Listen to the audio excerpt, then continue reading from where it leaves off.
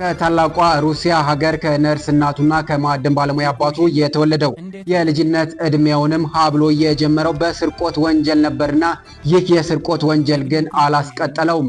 13 ዓመት በፍርድ ቤት ተፈርዶበት 10 ዓመታትን በእስር ቤት አሳልፏል።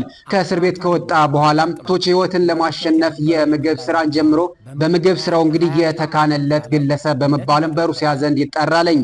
የሩሲያው ፕሬዝዳንት ቭላዲሚር ፑቲን የግልም የምግብ አቅራቢ እስከ መሆን ሰርቷል።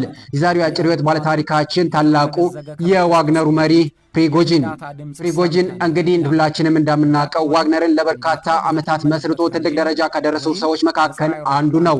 ዋግነር እንግዲህ በዓለም አቀፍ ደረጃ ሩሲያን መቀመጫው አድርጎ በበርካታ ሀገራት እንግዲህ ቢሮዎች አሉት። ዋግነር ሲመሰረት በ2008 እንደ አውሮፓውያን አቆጣጠር 1000 አባላትን በማቀፍ ነበር። አሁን ላይ የተጣሩ 7000 አባላት አሉት። ዋግነር የሚሰራቸው ስራዎች እንግዲህ በተለያዩ በዓለማችን ቅጥረኛ ወታደሮችን በማቅረብ ይታወቃል።